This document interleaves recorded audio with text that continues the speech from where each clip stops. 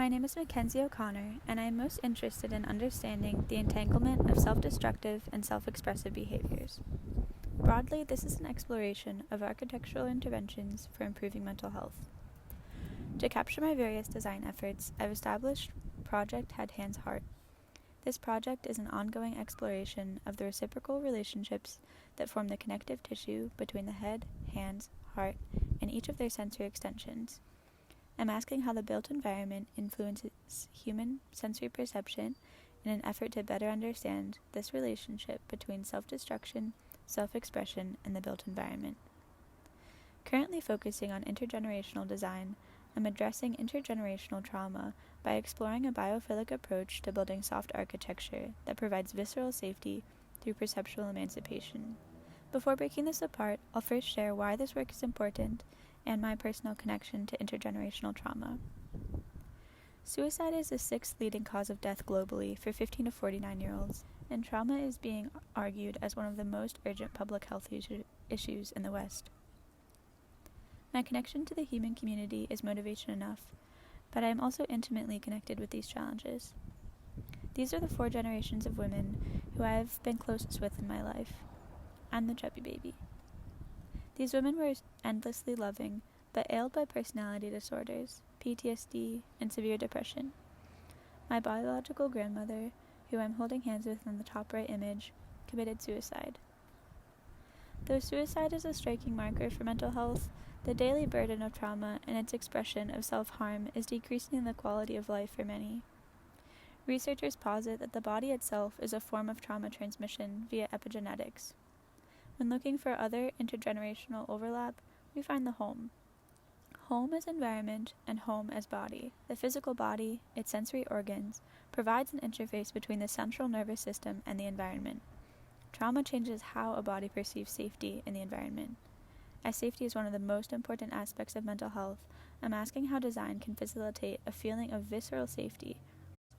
Visceral safety is a product of reciprocity, being truly heard and seen by the people and space around us.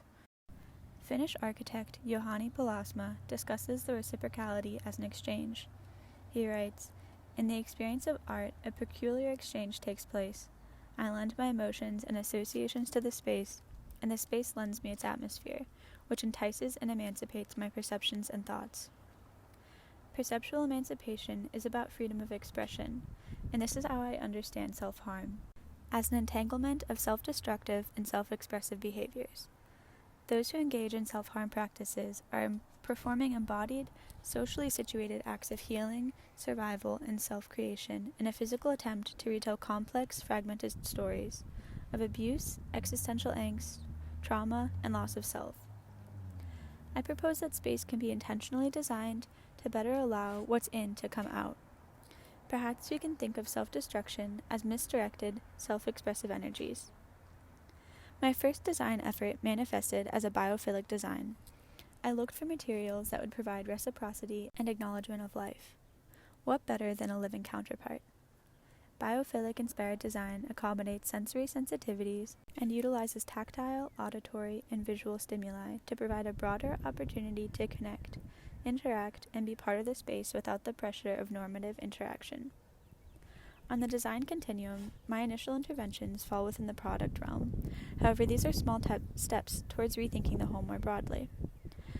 I'm starting by reimagining household design. By inserting living materials into the path of routine, can we foster opportunities to affiliate with another form of life? This design is an example of reimagining the switch. How might you approach and interact with this design versus the automatic binary of a traditional light switch? In addition to the design of products and architectures, Project Head.Hands.Heart is comprised of interactions and auto-theoretical writings. I'm pursuing interactions through creating conditions of community via online forums as well as through physical touch. By painting marks, the invisible is made physical. I'm studying my interactions with myself, my interactions with you, and our collective interactions with the space. We step inside a shared openness. Our reciprocal accommodations and acknowledgements say, "I see you, and I want to make this space safe for you too." These are acts of caring. Finally, I'm exploring these questions through writing from a situated point of view. The through line for this work can be seen as a design to outcome, designing with materials that acknowledge and reciprocate life to outcomes of reduced self-harm, visceral safety through perceptual emancipation. Thank you for listening to my thoughts. I'd love to hear yours.